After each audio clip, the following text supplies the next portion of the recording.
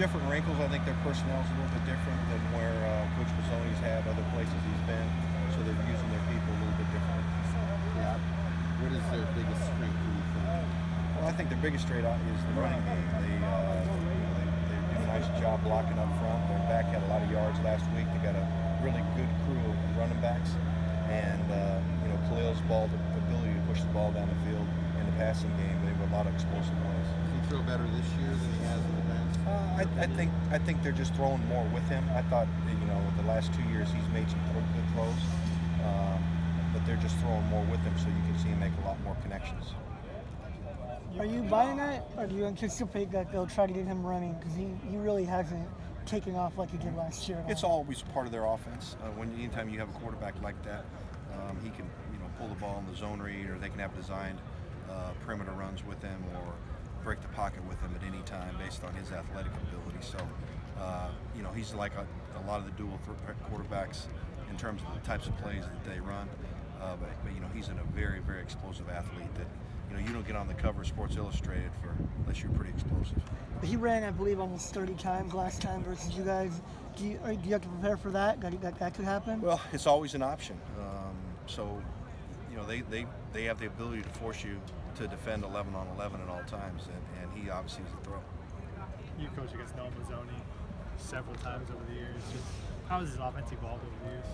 I think it's always been a very potent offense.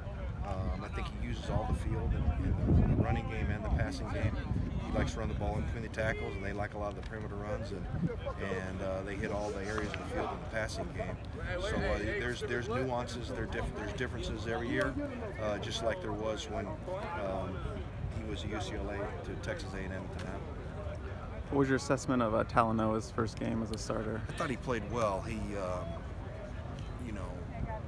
for a first-time guy coming out of the box, starting a game on national TV in the Coliseum, I was really proud of the way he played. I think there's a lot to build on there with him.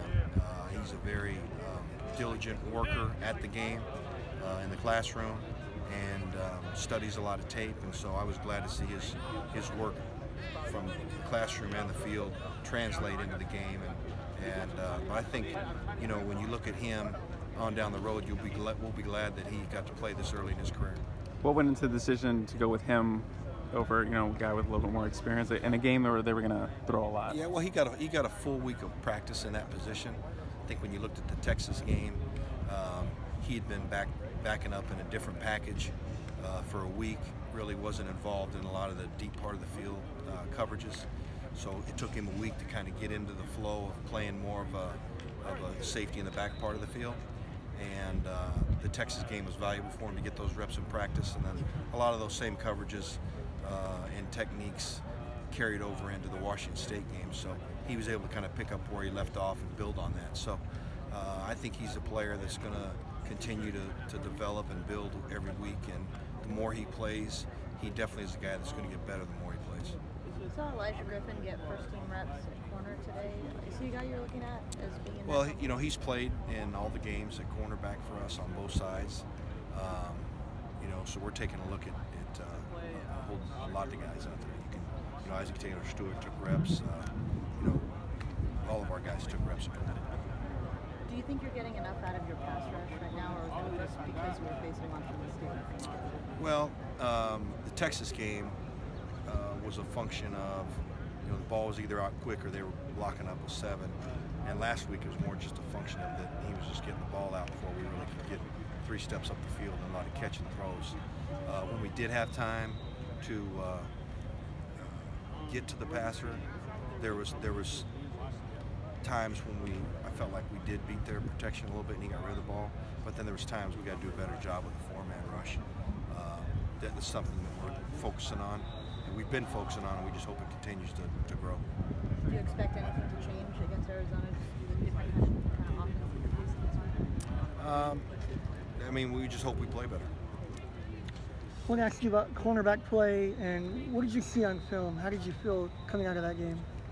I felt like that Iman played pretty well. I felt like that he's played pretty well through the first part of the season. We identified some things that he needed to work on to get better, and he's working at them hard. And I thought he played pretty well. was far from perfect, but it was a good outing by him. That was inconsistent on the left side, too many explosive plays.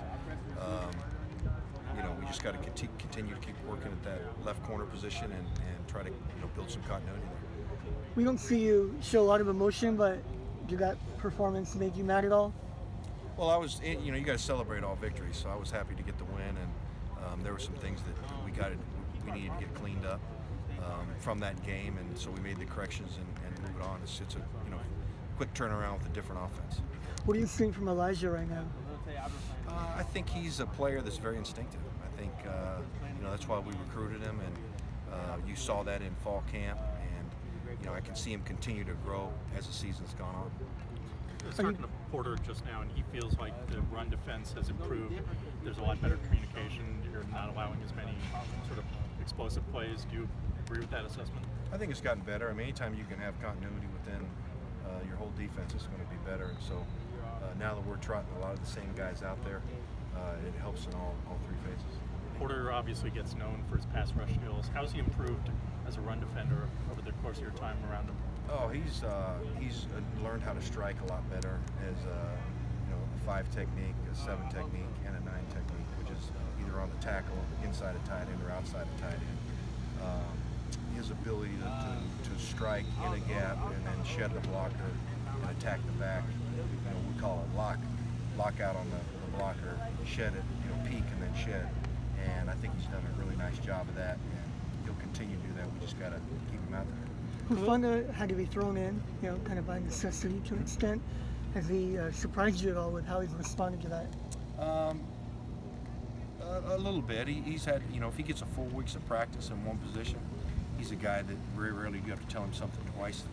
So he's a very coachable kid, and I think we'll all be glad that he had to play this early as a true freshman on down the line.